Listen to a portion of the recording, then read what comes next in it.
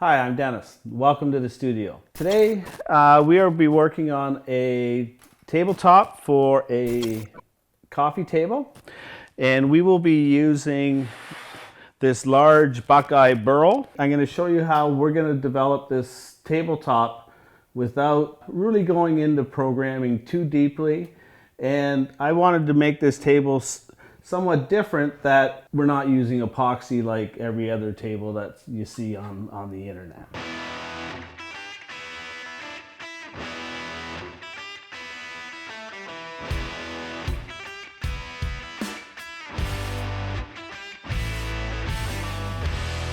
One of the issues that we have with this table is its height. The regular clamps that come with it don't really suit it because we're actually a little bit too high. Where what I did is develop a clamping block to keep this table from rotating. I'm going to be doing each section individually, chiseling out the corner and fitting the pieces in before I move to the next section. I created a pine block like this. So the clamp is going to clamp on the bottom part. This top part is going to clamp on the surface of the material. One thing when making these blocks is you want to make sure that the grain is oriented properly.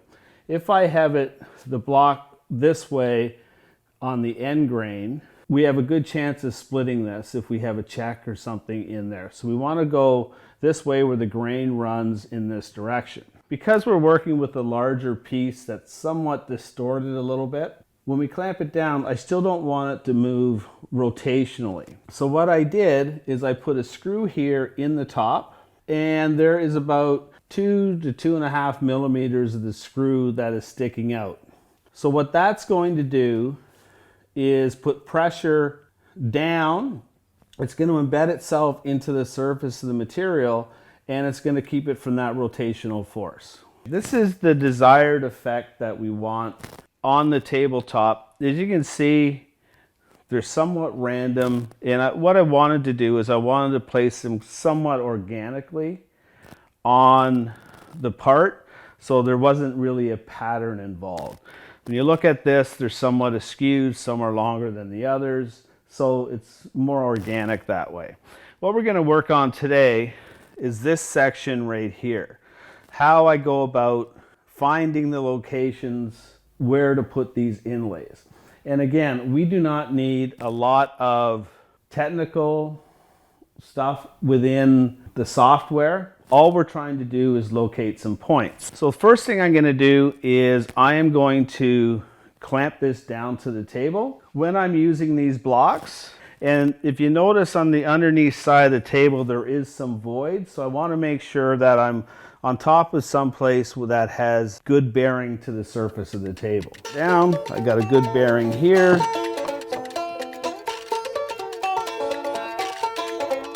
So as you can see, it's secured down to the table. It's not going to move. Now, what I want to do when I fill in this space is I want to think of some organic way of putting it, but I also have to look at where some of these other ones are. And so basically what I'm going to do is I just have these sticks, and I'm just going to randomly put them on the object.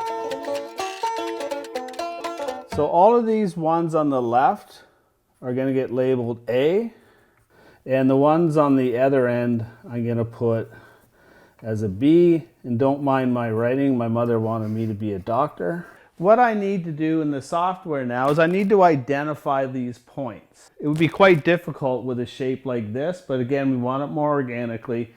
But basically all I'm going to do, get close to where I want those points. If I wanted it more accurate, I could put a pointer in or a V tool and identify those points. So if you don't want to redraw the software, you can actually use this method with a pointer to trace an object if you want to tape it down to the table and trace it and record all the points. In the Cartesian grid, X is always first, followed by the Y.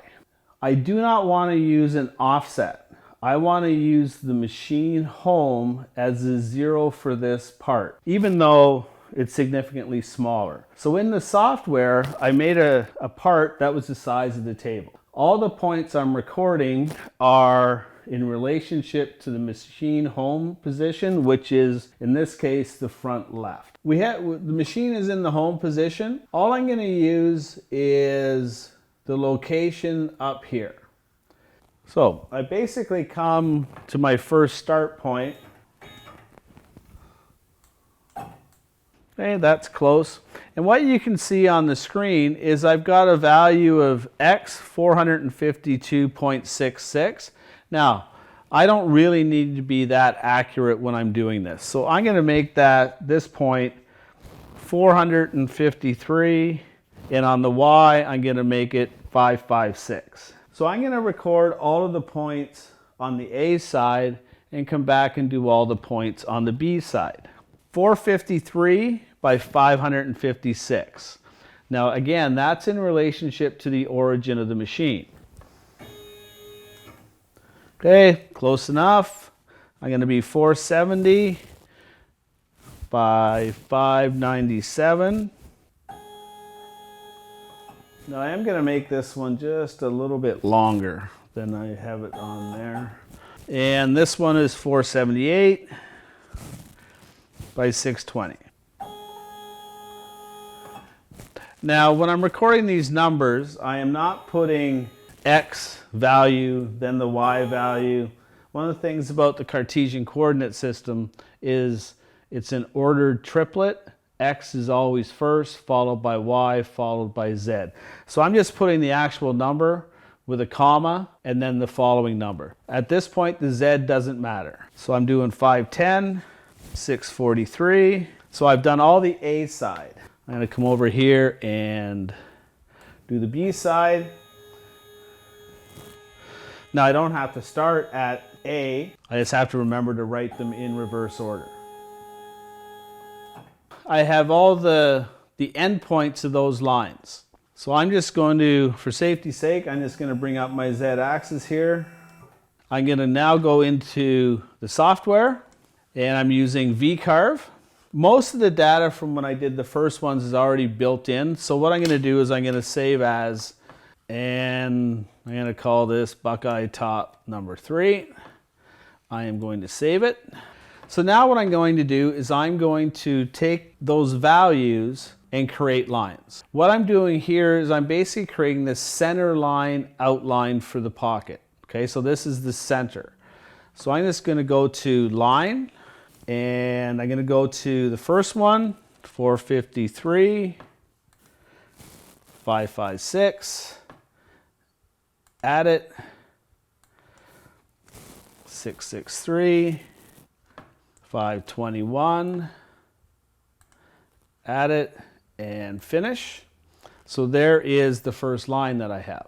Another one, 470, 597. Okay, we've recorded the lines and we've drawn them in VCarve here. So we can see here that we've got the 4 sets of lines. What I'm going to do to the lines now is I'm going to create an offset, because remember we identified the center point of the lines. So what we're going to do is offset 4 millimeters. We're going to offset in both directions, and we are going to delete the original object. So now what we've done is we created lines that are 8 millimeters. Now we still need to close these up. So I'm going to close the offset.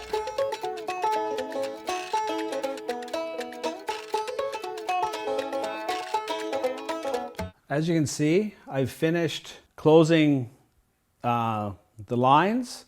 Now in this instance, it's always best to highlight all the entities, open vectors. This will just make sure that all the ends are all joined up in case the grip didn't pick it up. What I'm going to do is I'm in Toolpathes. Now the clearance height here is 15. I'm going to make it probably slightly larger because of the height here. So what I want to do is I want to set my clearance height higher than this, just so that I can make sure that I'm not going to damage anything if something goes awry. I'm going to change my clearance to 18 millimeters because this here is 17 millimeters high. Maybe I'll give it a bit more. I am going to be doing a pocket. I'm going to select my geometry. 6mm end mill. I'm going to be cutting 15 millimeters deep, and I am going to do this in 3 passes. So each cut is going to take 5 millimeters of material. You can see here is my toolpath. Because I saved as, I've still got this other toolpath showing on here. I'm going to go here, delete that. We've got the pockets. I am going to close this, and I am going to save the toolpath, and it's going to call it pocket 4. Now I am going to go over to gSender. I can load the file, open it. Now at this point, I always like to measure the tool length. So I'm going to measure the tool, and then we can start cutting. Now, if you remember, we had identified all our points from the origin of the machine, so we don't need to find the home of the part. We just need to find the Z depth. So we are going to do that now. I'm going to probe the Z. Make sure I got continuity. I'm good.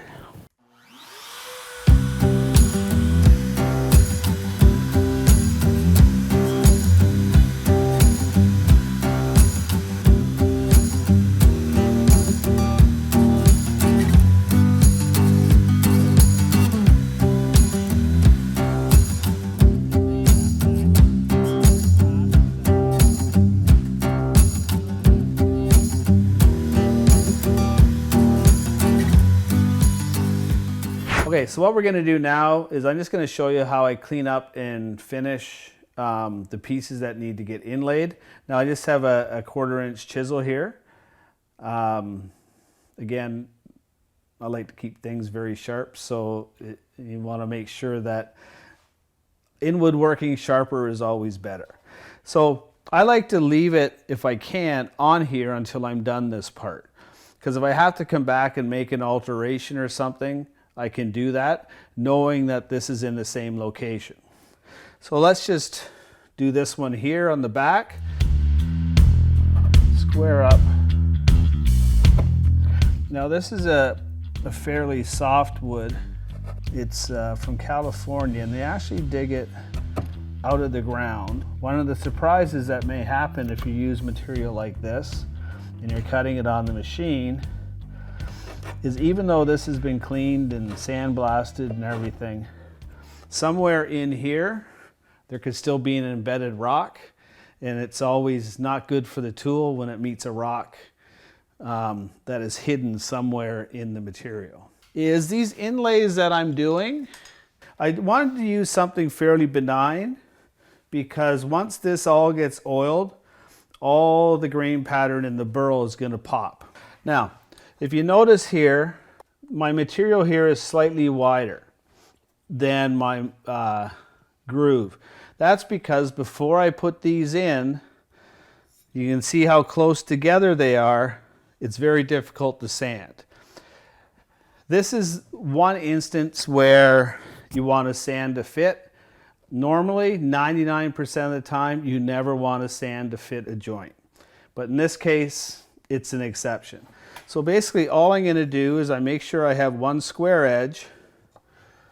I put that on, and I just mark the length.